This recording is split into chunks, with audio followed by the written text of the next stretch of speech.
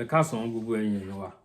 Mo fẹ́ kẹ́ farabalẹ̀ kí ẹ wá gbọ́ nǹkan tó ṣẹlẹ̀ lórí ọ̀rọ̀ bàbá Canada. Bàbá tó lóun lò 48 years ní Canada tó ní òun wá sí Nàìjíríà láti wá launch ìwé láti gbé ìwé sórí Amazon pé wọ́n dùpù wọn ní 80 million. Àṣírí ti tú o. Àṣé bàbá níyàwó, bàbá tó lóun níyàwó, bàbá tó sọ pé ìyàwó òun pé ọjọ́ tó fẹ́ bímọ ló kú, pé lẹ́yìn ìgbà yẹn òun ò rí márì títí dìsín. Bàbá níyàwó, bàbá ní ọmọ. Ẹ̀yin èèyàn mi, ẹ má jẹ́ ká fàájà. Fídíò náà fẹ́ gùn díẹ̀, ẹ farabalẹ̀, ẹ wá nǹkan fìdílé, ẹ fìdílé nǹkan ní kẹ́ wò, kẹ́ dẹ̀ make sure kẹ́ wò tán, kẹ́ lè gbọ́ òkodo ọ̀rọ̀. Àṣé bàbá ń parọ́ ni. Bó tiẹ̀ ti ń gbọ́ nínú àwọn fọ́rọ̀mù mi, àwọn míì pè wọlé wọ́n ní bàbá pé 419 ni bàbá pẹ̀lú ìwú lórí, pẹ̀lú ọjọ́ orí bàbá yìí. Bàbá yìí dẹ̀ lórúkọ lóòótọ́, ká má parọ́, ká má tọ̀ra wa. Ẹ jẹ́ ká farabalẹ̀ ń sìn, kẹ́ jẹ́ ká wò. Ẹ ṣeun gan.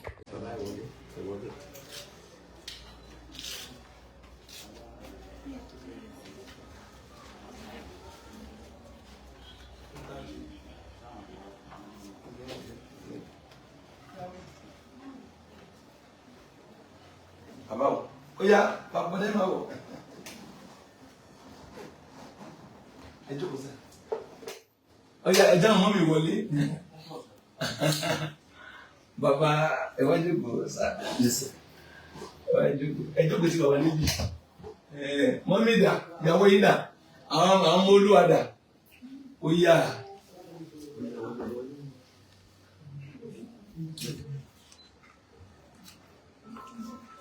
Mama wa.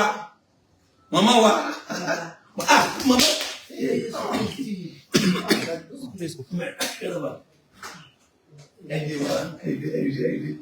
Ìyàwó bàbá rẹ̀. Ẹ wá ẹjọ́ ṣẹlẹ̀ rájọ́ kò tí wà lẹ́gbẹ̀ẹ́ mi. Ó yá níbo ni ìyàwó bọ̀dá wà? Ẹ máa bọ̀, ẹ wọlé. That's great. Ẹjọ́ kò yọ ẹjọ́ àjọ sínú ìfẹ́ ni. Ẹ̀yin ọmọ Olúwa, come. Ẹ̀yin ọmọ Olúwa. How are you? God bless you. Ẹ̀yin ọmọ Olúwa, ẹ jẹ́ èèyàn. Ẹ bá ń ká hallelujah. Hallelujah. Ẹ bá ń káwọn ẹ̀ díẹ̀ wọlé bí mẹ́ta mẹ́rin. Ẹ bá ń kí hallelujah. Hallelujah. Bàbá rẹ̀. Ìyàwó bàbá rẹ̀. First wife. Ó fọ́nú ẹ̀bùn. First wife, Babare. First son. No. Fourth child. Fourth child. Yes. The first one is Bola. The second one is Olumide. The third one, we were twins. We are a set of twins. Taiwo and Kendi. I'm Kendi. Taina. She lives in Lagos. Okay. And firstborn Baba. Bola. Then the second born Olumide. And the third one, we were a set of twins. And we are still Taiwo and Kendi. I'm the fourth born. Oh. Actually, and this is my wife. This is your wife? This is my wife. Mommy ni ìyàwó tí ní ìyàwó bàbá màámi. Ẹ pè fún wọn. Àgbà yín máa dalẹ̀. Màmá kò séwu. Àwọn ọmọ bọ̀dá ni. Actually, my first born is married. That's my second born. Jésù. Second born yín ni. Third. Ọmọ bàbá ni. My wife gave back to a set of twins, but we lost Kendi. That's Taiwo. Taiwo ni. Taiwo. And that is Ajolayo. Mo ń bọ̀ náà, ẹ jókòó. Emmanuel and Michael. Ẹ jókòó sá, ẹ jókòó báyìí. Ẹ yẹ mọ́ nípa ìwé, okay, ẹ ṣáà jókòó. Now, a lè ronú síbì kan náà. Ẹ jọ̀ọ́ bàbá o, ẹ jọ̀ọ́. Yes ma. Ẹ ló sọ pé o. Yes ma. Èmi lè kọ́kọ́ o. Ẹni tí kàrí village náà wà o. Okay, kì í ṣẹ́yìn nìkan ìyàwó wọn. Ẹni tó bí méjì, ẹni tó bẹ́yọ̀ kan. Yes ma, mo ń bọ̀ ma. Ẹ ṣé màmá, ẹ pè fún wa màmá. Now, we look at things from different angles. A máa ń wo ọ̀rọ̀ láti ọ̀nà tó pọ̀. Ṣé mo, we are in the world and everybody is free to say this, glory to God. Gbogbo ẹ̀ náà fún ọgbọ́n náà ni. Ẹ wo ẹ gbọ́gbọ́ eléyìí. Ẹ má expect kí gbogbo ayé máa sọ̀rọ̀ yín dáadáa. Ẹ má expect kí gbogbo ayé yìí kán máa sọ̀rọ̀ yín dáadáa. Luke 6:37. Is this 37 or what?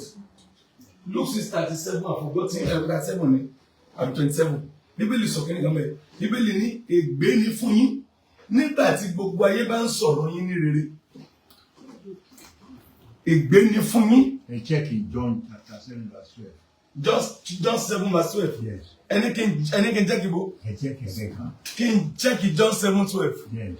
It means something. Me love baba ni check nǹkan. Dey check it. Enti mo kà yìí verse 26 in Luke 6:26 ni. No. So baba ni check it John 7:12. John 7:12. Ẹ bá check it. Dey check it man.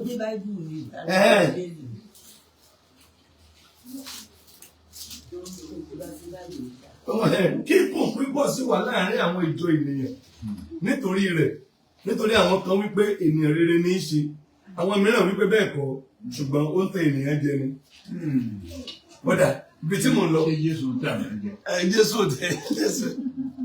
náà mò ń bọ̀ ẹ má expect kí gbogbo ayé ó máa sọ pé bàbá rere bàbá kẹ̀. Èmi ti kú stage tí màmá wo kọ́mẹ́ǹtì èèyàn máa fi sẹ́fọ̀ rí. Everybody is free to say whatsoever they love to say. Bẹ́ẹ̀ gbọ́ ilé yìí. Ká ní bàbá òde Àgbàlá Gabriel. Ká ní bàbá yẹn òde bí. Ká ní bàbá yẹn òwò ṣọ́ọ̀ṣì. Ká náà ṣe interview. Ká ní wọn gbé bàbá sórí ayẹfẹ́. Bàbá yìí wọ́n lè lo ayé wọn bẹ́ẹ̀ tí wọ́n fi kú. Anybody then? Àbí ẹ jẹ́ ń bèrè ọdún wọlé ti rí wọn. Ó tọdún mélòó? 24 years, thank you very much. 24 years, it's my last. Nígbà tó launch ìwé kan báyìí. 24 years. 24 years. Mama, ọdún wọlé ti rí bàbá last. Mọ́kàn rántí rẹ̀ mọ́. Now, ẹ wá jẹ́ bí ilé rẹ̀. Ká ní wọn wá s'Àgbàlá Gabriel. Ká lọ́lọ́run fún platform tó ṣe. Ká ní kò sí interview, ká náà kàn wá ẹ̀kan ní ẹ̀rá sàkílẹ̀ fẹ́ ẹ máa lọ. Ẹ máa lọ àfẹ́ ẹbí irú bàbá wo lélẹ̀ ẹ máa lọ. Bàbá wá sí church. Wọ́n wá I pray fún wọn nínú ọ̀rọ̀ wọn. We never concluded anything. It was all an interview. Wọ́n yìí conclude pé èmi kan sì ń bọ̀ àṣọ pé 48 years fún ẹnu Canada. Nígbà wọn láwọn lo 48 years mo ní bo 48 years kí ni. Inú interview yẹn lánàá àbíjẹta a sì ń béèrè pé ẹ̀yin 48 years láyéláyé. Wọ́n ń gba ọ̀rọ̀ lẹ́nu ibẹ̀ tí ṣe rí àìlérònú lọ sọ́nà kan náà. Wo nítorí ọba máa kọ́ fúnra ẹ ló kọ́ fúnra ẹ náà ló dá nǹkan ẹ̀ka. You're free to type whatever you want to type. Bẹ̀tí táwa ń ṣe ó ń tọ̀ wá lẹ́yìn. Mo sọ fún ìjẹta mo ní mi ìgbé bàbá wa kan lè fún wọn ní nǹkan kan o. Níbẹ̀rẹ̀ láìpẹ́ mo ń sọ mo ní àgbé bàbá wa fún ẹ̀bù owó o. And he come connected to his family. Bàbá arúgbó yìí. Bàbá tó tí wọ́n ti wá ètò wọn. And glory be to God.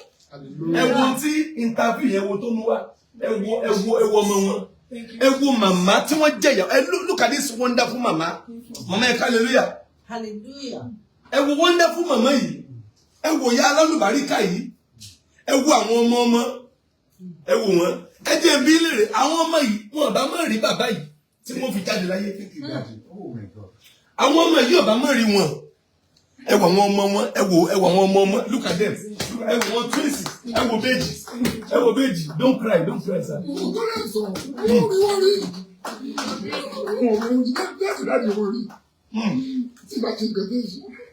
When I got to the church, I went.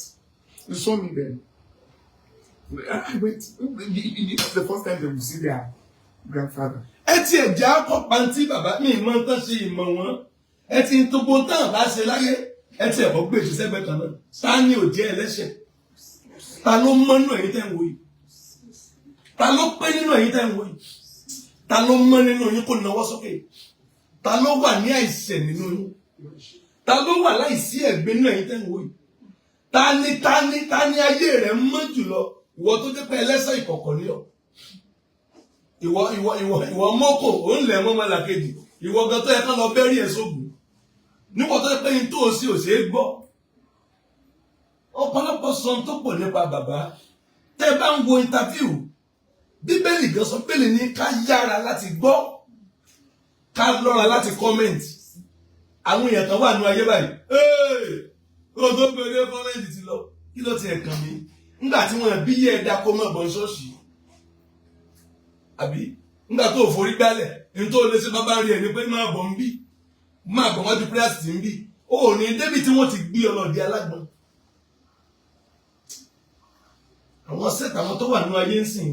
Bọ̀dá ìsọ̀kẹ́ni kalẹ̀ kan. Wọ́n ní àwọn tí orí wọn, bàbá Lámìdé sọ, bàbá Lámìdé. Ó ní àwọn tí orí wọn ò pé, ó ní wọ́n ti pọ̀ ju àwọn tó rí wọn pé lọ. Wọ́n interview èèyàn, ìwọ ń sọ̀sọ́kúsọ lẹ́nu. Ṣé gbogbo èèyàn náà ń gbowó fún ni?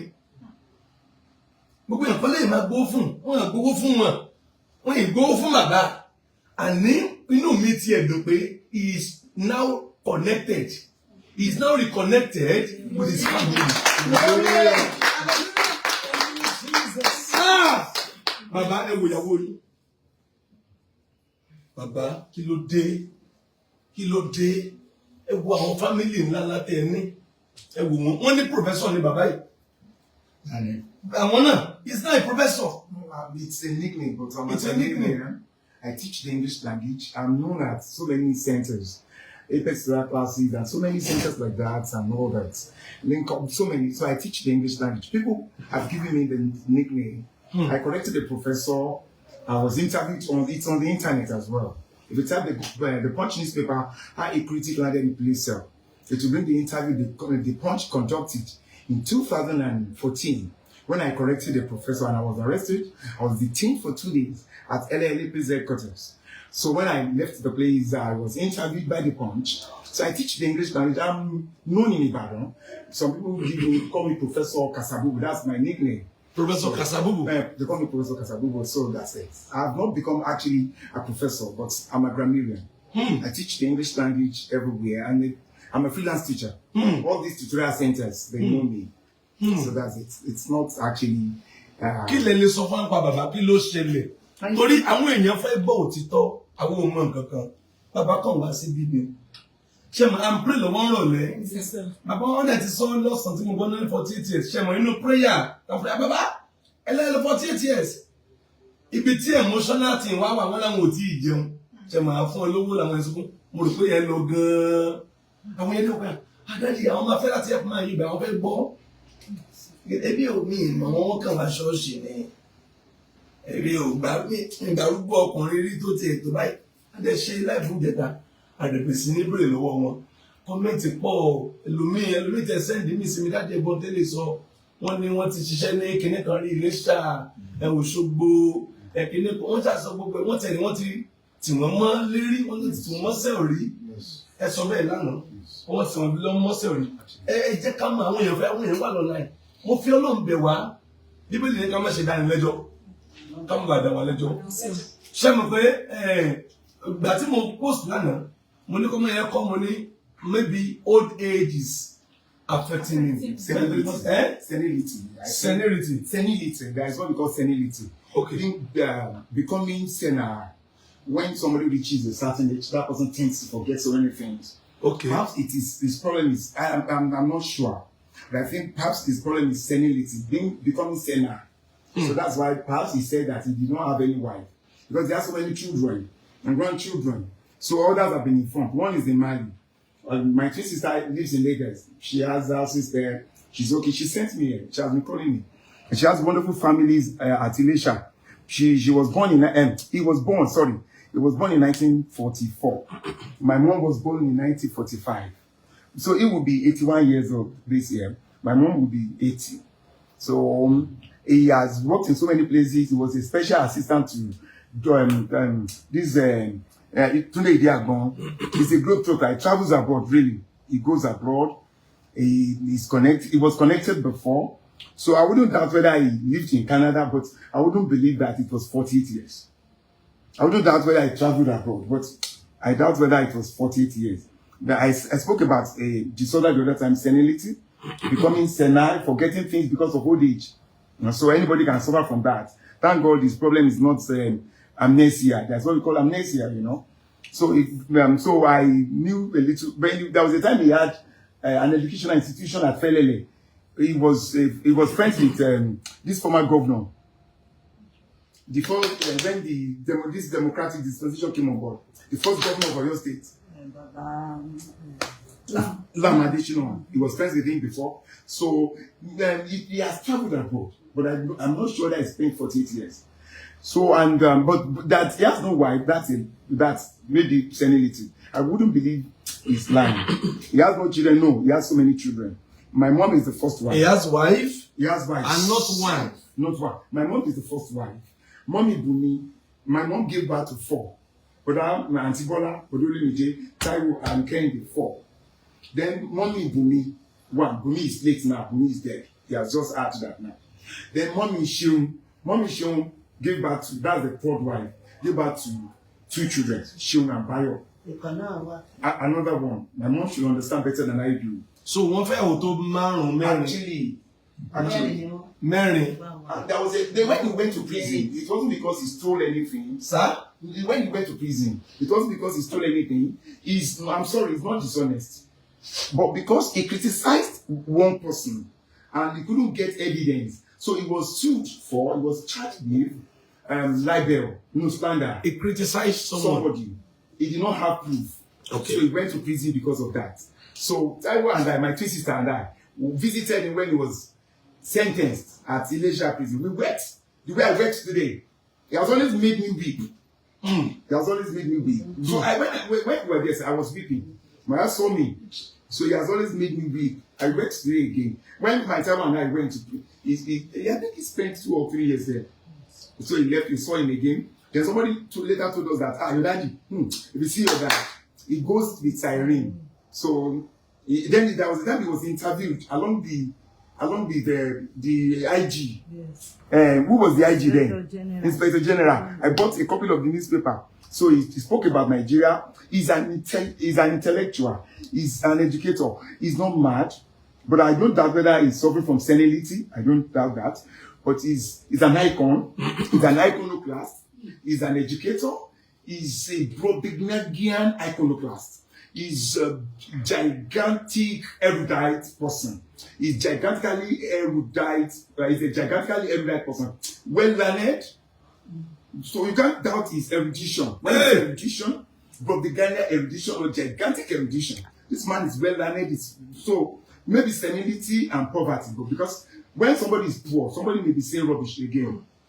Pastor Yadibele said, and I quote, poverty is a curse. Pastor Femi Mane said, and I quote, poverty is no longer a disease. It is a disaster. So it could, Dr. Delo Motunde said, so many things. So maybe poverty with senility can make somebody say, I don't have a wife. Mental disorder. So he's not mad, but these are the grandchildren, and we still have others. My Tawa has produced children too. Odolumide in Mali, and Tibola or children. So he has children and grandchildren. So now, Baba níyàwó, he dẹ̀ sẹ́yọ̀ kan, Baba dẹ̀ bímọ. Baba ṣe ẹ ti gbàgbé nígbà tẹ́ ń sọ ni.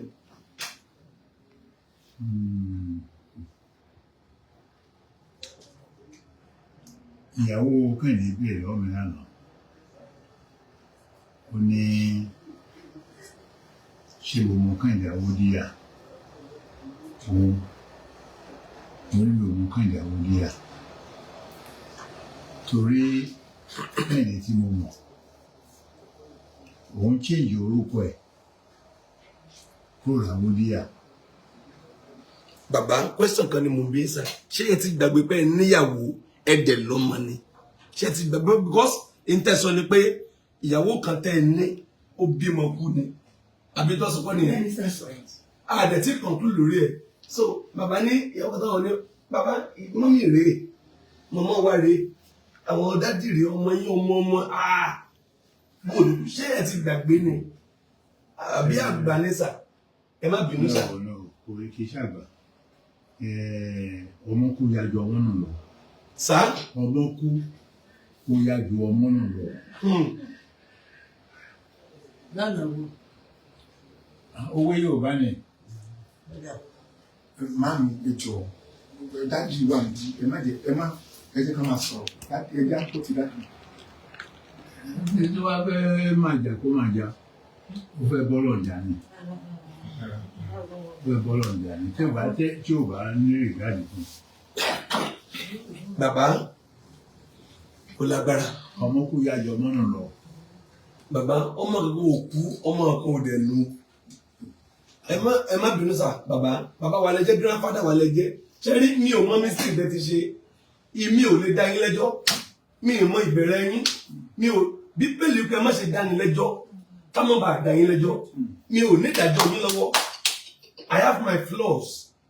So, tí mo kàn fẹ́ correct ní sí ni pé ẹlẹ́ẹ̀níyàwó ẹlẹ́ẹ̀lọ́mọ, bàbá àwọn ọmọ mẹ́rẹ̀, àwọn bọ̀dárẹ̀, ọmọ ẹgbẹ́ ní ọmọ bóyá ìjọsọ ọmọ nù lọ, ọmọ kan ò nu, ọmọ kan ò kú bàbá. Ṣé mọ̀ lánàá kíkànlé ló máa wá. Kò wá.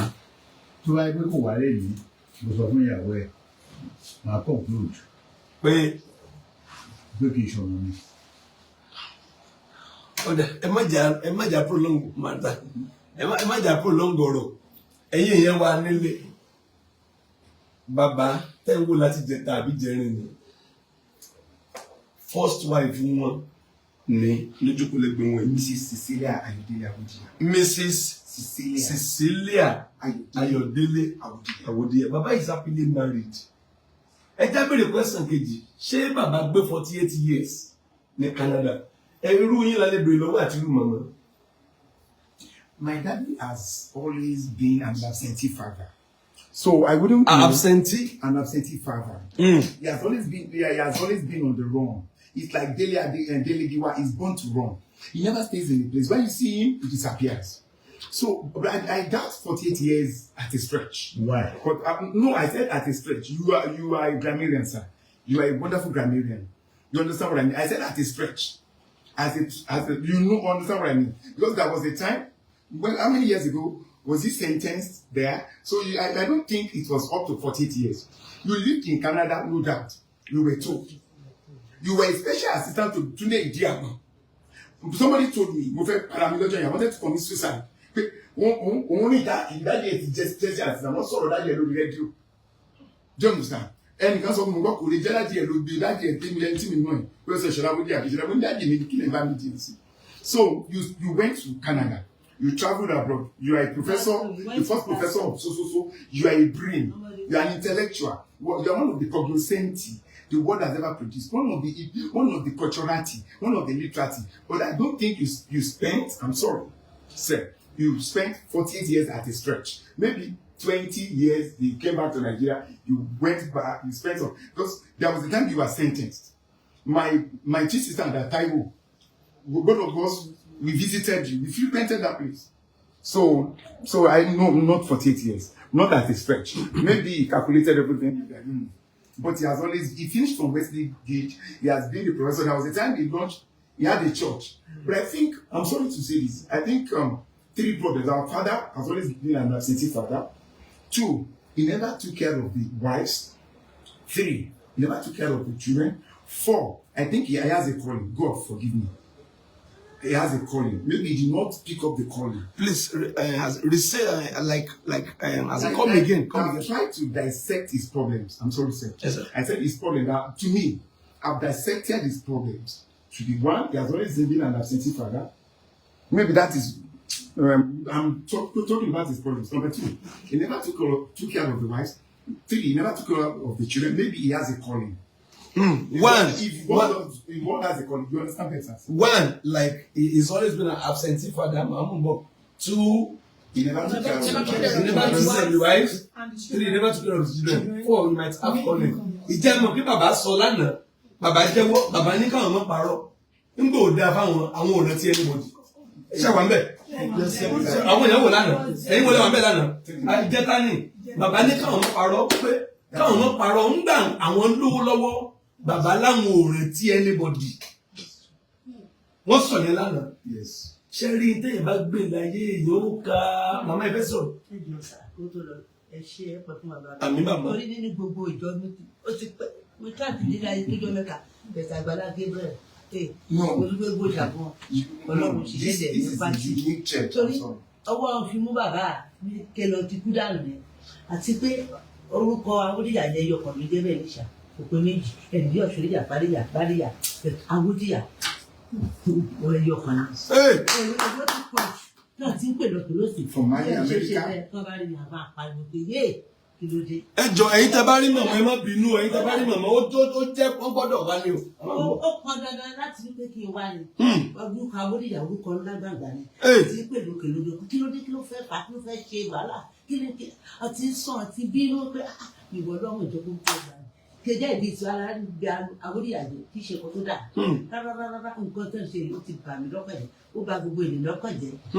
Ẹbí tẹ̀ kò ní pè mí ọwọ́ fóònù mi pé nọ́mbà mọ̀mọ́ ẹ pé kan tètè lọ yọjú sí bàbá Gabriel kan ṣàlàyé sí hàn kí bàbá ṣe bẹ́ẹ̀ ẹni bíníbíní ràn àwòdìyà orúkọ tí ò pé méjì kí ló dé bí kò yẹn fa fámìlì jẹ ní ìjọba ní bá gbogbo adé yọ fámìlì àjọ àfọwọ́ náà ní bínú ni wọn bá bèbè pé kọjọ ọmọbìnrin pé ìyàwó sọ pé ọmọbìnrin. ẹ̀yin fámìlì àwòdìyà wọ́n gbọ́dọ̀ màmá gbọ́dọ̀ wá ní o ṣe mọ ọ̀rọ̀ kan bí ọ̀rọ̀ kí ni ìgbà òye mi ẹ bá ń ṣe àdúrà lọ́jọ́ wo ni ìjẹrin àkàngbàdúrà ń ta wa jẹ́jẹ́ bá ṣe máa ń ṣe ìrọ̀lẹ́ àtàárọ̀ ṣe mọ wọn kàn caption time yẹn fún bàbá ló kàn lọ jẹ wọn kàn capture ẹ it was not a tó bá yẹ pé conclusion ni màá dìdì wá ta ni pé bàbá nílò ìrànlọ́wọ́ ó dè ló ẹ máa fún ọ lọ́wọ́ no ṣe come on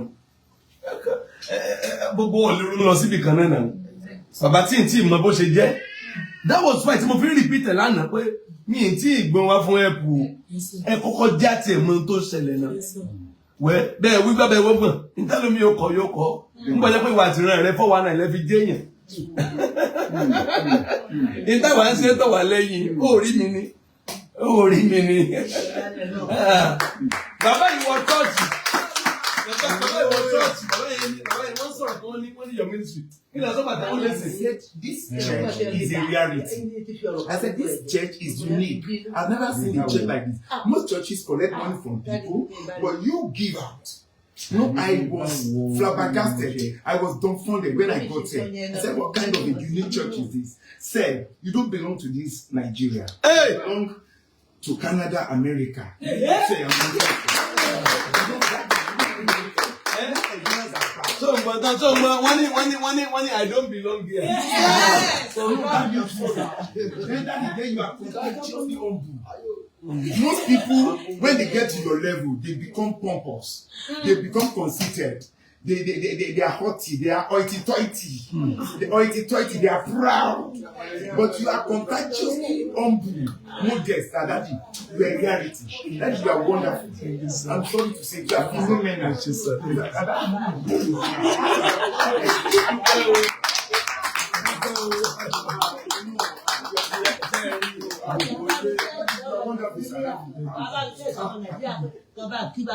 Yes. No, we need to emulate him. I've never met a man of God like you. I'm sorry. Don't cry, sir. You are wonderful. You get to that level and you are still humble. I saw you on the social media. You protected for my dad. I want to tell you about in Nigeria. Everything was so I met a man of God that is super duper, that is unique, that is phenomenal, that is excellent, splendid, that is gigantically impressive, illuminating, gigantically modest, impressively humble. That you stand out. You are unique. Yes, sir.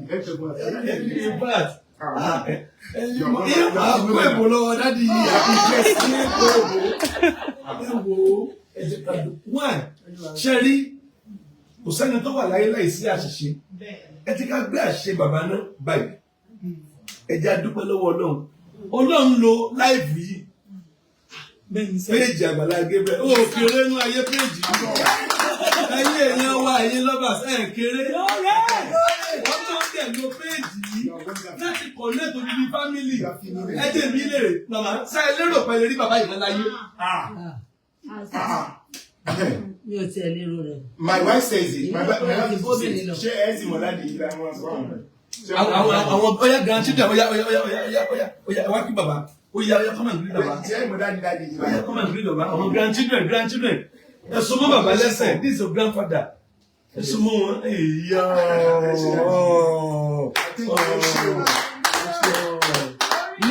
Now, Sherry, Baba ti sọ fúnra wọn. Point kan tí mo fẹ́ ká mọ́rè. Point yẹn ni kí gbogbo yẹn máa comment sí. Ẹ gbọ́ mi o. Point kan mo fẹ́ ká comment sí. Baba fúnra wọn sọ ń jẹta. Baba ní pastor, wọ́n ní káwọn mọ́ parọ́. Wọ́n nígbà tí nǹkan wà. Ẹ lọ gbọ́ fídíò yẹn ní jẹta. Baba sọ baba ní àwọn o. Pé nígbà tó dà fáwọn àwọn ò rántí anybody. Wọ́n láwọn ò rántí family. Wọ́n sọ anybody ò bẹ́ni wọ́n sọ. Wọ́n sọ wọ́n láwọn ò rántí anybody. Wọ́n láwọn fly. Wọ́n láwọn ò. Orí ìyẹn wá ní kẹ́ ẹ ti kẹ́kọ̀ọ́. Orí ìyẹn ní kẹ́ ẹ ti comment. Ẹ dẹ̀ mọ́ dà wọ́n lẹ́jọ́. Ẹ kàn bá wọn bèrè ìdarí jẹ́sẹ̀. Jésù ní èwo ni ò dẹ́ṣẹ̀ rí inú yín. Ó yá kó mú òkú wá. Èwo ló pẹ́ nínú yín. Ẹ bá ń bí àwọn tán wo ìlérí. Ẹ bá ń bá wọn 2 million ìlérí. Ask them. Èwo ni ẹsẹ̀ lẹ́sẹ̀. Èwo ni òkòwò jẹ rí nínú. Èwo ló pẹ́ ta ni aṣọ rẹ̀ mọ́. Bíbélì wípé tí n bá ní ìsàmì ẹ̀ṣẹ̀ ta ni ó dúró. Ẹbí wọn lè rí ní ẹ̀yìn tẹ́ dúró ta ni ó dúró nínú. Nínú gbogbo àwọn táwọn ń bí tọ́lọ̀ bá ní kò ń ṣe àmì ẹ̀ṣẹ̀ ta ni ó dúró. Gbogbo ẹ̀yin tí bàbá ti ṣẹ̀ rí. Mi mọ̀ wọ́n o, mi mọ̀ bàbá o, mi mọ̀ o. Bẹ̀ kọ́mẹ̀ntì ti lọ. Ṣẹ́dẹ̀ rí ẹ̀yin mò ń bọ̀ máa dọ́dọ̀ ẹ̀yin tán ti ṣẹ̀ rí. Ẹ̀yin blọ́gà, ẹ̀yin tẹ́ máa ń tà ń gbé kan. Ẹ̀dẹ̀ máa ń jókòó dáadáa kẹ́ ẹ máa gbọ́rọ̀ dáadáa. Ọjọ́ abanijẹ́ rẹ bá dẹ́kun àti ìbanijẹ́. Ọjọ́ tí ó bẹ̀rẹ̀ sí ní ta. Ọjọ́ tí abanijẹ́ rẹ bá dẹ́kun. Ó ń ṣe báyìí ò mọ ó bímọ o. Ó bímọ o. Ó ní ọmọ o. Ó ń ṣe báyìí ó ń dùn mọ́ ẹ̀ ó ń cash out. Kó o lè rówó YouTube. Káwọn yẹn lè wù ẹ́ múra sí i. Múra sí i. Èmi náà kí ọ múra sí i. Kó o mọ́ tí ìwọ sóòkan ni. Ó ti gbé tiẹ̀. Ó ti sáré ro tiẹ̀. Ó sáré jẹ̀pọ̀. Why? Kí ló ṣe ọ́ fara ìbalẹ̀? Sówó ló ń lé ni? Ṣé fẹ́ẹ̀mù ló ń lé? Owó yóò tán, fẹ́ẹ̀mù yóò tán, ipò á tán, ìbàbàrè. Pẹ̀lú education wọn, ọjọ́ ogbó ló ti dé yìí. Ọjọ́ ogbó ti senior bàbá báyìí. Bí ọba ṣe kọ̀wé tó ń ṣe tó, wọ́n lè ṣe bí ìtàtijọ́ mọ́. Ọjọ́ ogbó ti wọ́n ń bù wọ́n báyìí.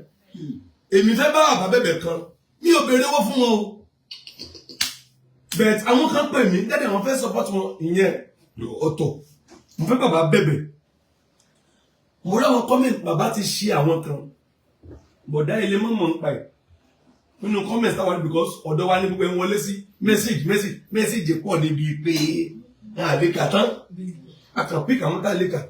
Èmi ò lè ní mi tẹ́ mo ti jó ka comment sí o ti pẹ́ bí òun bo. N bá ṣe live tán mo ti kó oúnjẹ. So mo fẹ́ bá bàbá bẹ̀bẹ̀.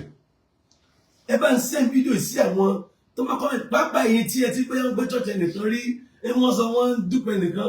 Mi mọ́ I don't know torí mi mọ̀ mo fẹ́ bá bàbá bẹ̀bẹ̀. Pé ẹ jọ ń torí Ọlọ́run. Bàbá yìí ti dàgbà. Ẹ wo tọ́jú orí mọ́ wọn lára. Ẹ wo tọ́jú orí mọ́ wọn lára bọ̀dá. Ẹ jáde ọ̀dọ̀ wálẹ̀. Mo fọlọ́ bẹ̀ ẹ̀yin lọ́mọ wọn. Màmá ẹ̀yin ẹ jókòó. Ẹ jókòó. Irọ́ ẹ jáde bá wọn bí àwọn èèyàn. Èmi ò dáwọ́ díyà amúsàn ni sọ́ọ̀nì ìlú wa. Mọ̀dákẹ́ mo tó kí ọmọ Ọ̀ṣun ní Iléṣà. Ọmọ Ọ̀ṣun lèmi náà bẹ̀rẹ̀ mọ̀dákẹ́ ni wa. Bẹ̀ Iléṣà lẹ́yìn. A fẹ́ bá bàbá bí àwọn tí wọ́n ti ṣẹ̀. Bẹ̀lẹ́ mo bàbá ìlọ station ní ìsìn. Bàbá ìrọ̀lẹ́ ìlọ station. Mo fẹ́ fọlọ́ bẹ̀ yìí. Kò sí àwíjàre. Ní tí bàbá yìí ò bá ṣe. Ìtàn bá àti ṣe. Ẹnìkan ni wọ́n ṣe kinní kan. Wọ́n gbé kinní kan lọ́bì kan. Mo fẹ́ bẹ̀ yín. Ẹ jọ̀ọ́ ẹ má bínú. Ẹ dákun ẹ jọ̀ọ́ ẹ̀yin tí bàbá bá ti ṣẹ̀. Ẹ̀yin tí bàbá yìí bá ṣẹ̀. Mo ti ara wọn sin Ọlọ́run. Mo ti ara bàbá yìí sin Ọlọ́run. Mi ìmọ̀ tó ti ṣe o, mi ìmọ̀ wọn rí o, mi ìmọ̀ lẹ́wọ̀n ìmọ̀ ọ̀nà wọn. Pẹ̀lú tó ń ṣẹlẹ̀, mo bá bàbá yìí bẹ̀bẹ̀. Mo bá bàbá yìí bẹ̀bẹ̀ torí àwọn ọmọ tí wọ́n bí. Ẹ wo ọmọ máa ń ká tí òbí bá ṣe o. Ọmọ máa ń ká o. Káwọn ọmọ ilé rógo lò. Ẹ wo àwọn ògo. Ọmọ yìí tíṣà ni. Ọmọ ni tíṣà ni. Eléyìí kí ni wọ́n náà? Ó ṣẹ̀dá ìṣèbídọ́tọ̀ ló fẹ́ ṣe. Eléyìí náà ẹ wò wọ́n. Àwọn ògo ẹ wo ọmọ wọn yìí. Ẹ wo jẹjẹ mọ̀ pé tí bàbá ṣe ń àfẹ́ ti bọ̀dá yìí. Ìjẹjẹ mọ̀ tí bàbá yìí ti ṣe ń àfẹ́ ti wọn ọmọ wọn rèé. Bí bọ̀dá yìí ṣe wà lẹ́nẹ́ẹ̀dì tó wọ́n ìrógolo. Only. I still live in a rented apartment. Mo irogolo. I struggle to feed my family. Imagine ibi tí bàbá yìí ti dé láyé. Kò yẹ kí situation yìí wà báyìí. Àwọn ọmọ wọn kúnlẹ̀, ẹ wo rí àwọn ọmọ wọn. Ẹ jọ̀ọ́, gbogbo ẹ̀yin tẹ́yin náà fẹ́ ìdáríjì lọ́dọ̀ Ọlọ́run. Ẹ bá ń dáríjì bàbá. Ẹ jọ̀ọ́, ẹ wo, mo ti dọ̀bálẹ̀, ẹ jọ̀ọ́ nítorí Ọlọ́run. Ẹ bá ń dáríjì bàbá yìí. Ẹ̀yin tí bàbá yìí bá ti ṣẹ̀, mo bẹ̀ wọ́n, mo fi owó orí wọn bẹ̀ yín. Ẹ jọ̀ọ́, ẹ dáríjì bàbá yìí. Ẹ jọ̀ọ́, ẹ dáríjì wọn. Bàbá, ẹni kan dáríjì yín. Bàbá ẹ sọ̀rọ̀. Ẹ sọ̀rọ̀ tó ní mo gbọ́ ọmọ ẹ̀mí náà. Bàbá ẹ sọ̀rọ̀. Bàbá ẹ sọ̀rọ̀. Ó yẹ ya. Bàbá ẹ sọ̀rọ̀. Ta ni mo ṣe? Bàbá ẹ má sọ ohun tẹ́ ẹ sọ yẹn. Ẹ má sọ ohun tẹ́ ẹ sọ yẹn. Ẹ má sọ ohun tẹ́ ẹ sọ yẹn. Bàbá ẹ sọ̀rọ̀. Somebody told me a story. Ẹ sọ̀rọ̀. Ẹ wo bàbá. I have a story. Bàbá ẹ kàn ní kọ́ má bínú. Dótọ́ dáàdì sọ. Bàbá ẹ wojú mi. Ṣé mo lè tó bá yín sọ̀rọ̀? Ó yẹ ẹni kọ́ má bínú. Ẹ má sọ pé ta lẹ́sẹ̀. I had a story. Somebody knew me. Somebody told me something. So, but I'm not ready to disclose it. We are begging. Ẹ sọ dáadáa bàbá ẹ jọ̀ọ́. Káwọn ọmọ Nàìjíríà má bínú. Àwọn tẹ́ ẹ ti ṣẹ̀ ẹ sọ bẹ́ẹ̀. Àwọn tí mo ti ṣẹ̀. Ẹ sọ dáadáa ó yá ó yá. Ẹ dáríjì mi. Ẹ dáríjì mi. Àwọn fámìlì yín náà ẹni kan dáríjì ó yá. Àwọn fámìlì yín náà ó yá bàbá. Gbogbo àwọn ọmọ yín tí wọ́n wá sọ́dọ̀ yín mọ́. Bàbá ẹ nílò kẹ́lẹ́bọ̀dì fún yín £1. Àwọn ọmọ yín ti jẹ́ ọmọ wọn mẹ́wàá tó ti jẹ́ èèyàn. Àbí tí ó wà fún wọn bàbá nìkan. Bẹ́ẹ̀ tó ní pé bàbá ò rántí wọn sá. Bẹ́ẹ̀ni. Bàbá gbogbo àwọn ọmọ yín ẹni kan má bínú. Kán wá gbé yín báyìí ọjọ́ alẹ́ lẹ́wà. Ó yá bàbá ó yá yá. Ẹ má bínú ẹ̀yin ọmọ. Ẹ dáríjì mi. Bàbá ẹ sọ̀rọ̀ dáadáa. Bàbá ẹ sọ̀rọ̀ dáadáa. Àti nínú òdodo lẹ sọ. Bó ṣe rí nìyẹn. Bàbá ẹ sọ̀rọ̀ dáadáa. Ẹ̀gbọ́n wọn wà lápáta nísìnyí.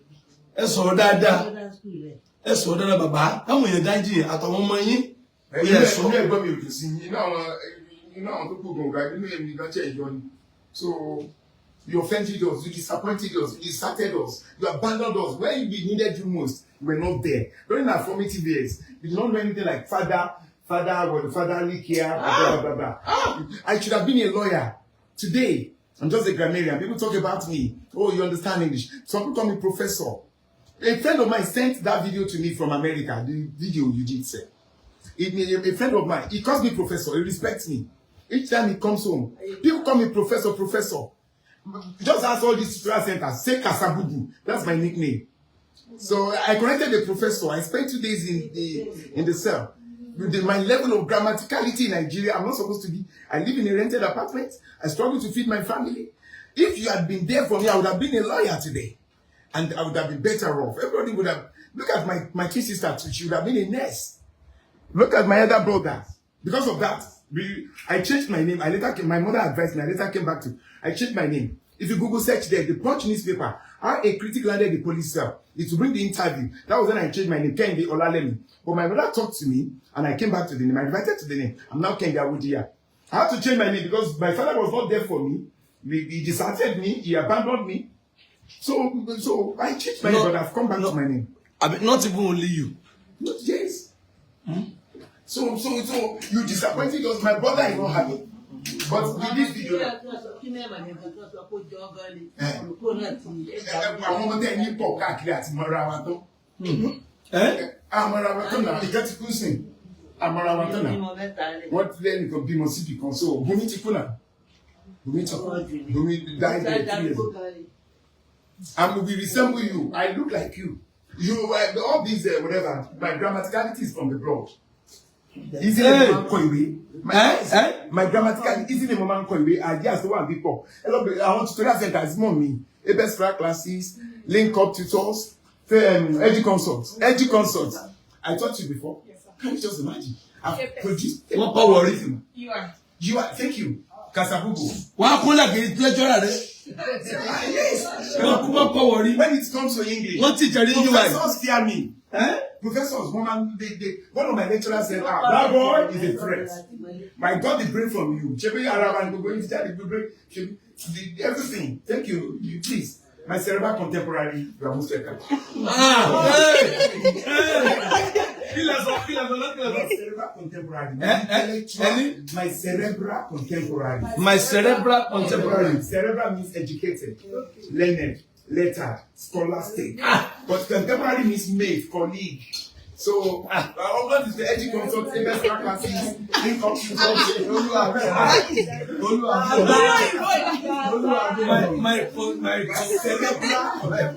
cerebral contemporary. Life you send you. I want to bank my cerebral, my intellectual colleague, my learned fellow. That's another one. So English is practically dynamic or not phantasmagorically. Not cinematographically, chemically, not chaotically inconceivable. The Brobignagian mastodonic gigantic orgamoga, Rabitago Gudukogudu with stupidly important for the level of a woman, Baba. Now, a one so me, a woman with Baba voice. A man that bureau, a man sort of a bureau. Baba kọ ìwé ẹ̀gá tó báyìí. Àwọn èèyàn ń pè mí sir that book.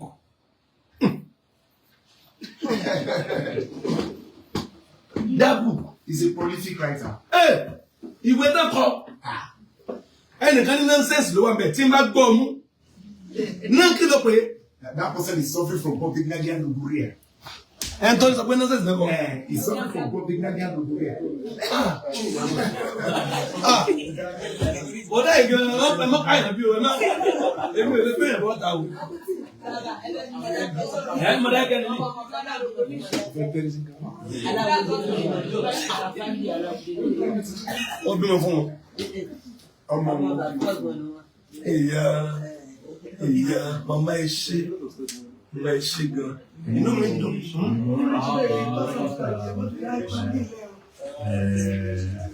Akizwa Obama Hake raised a local government.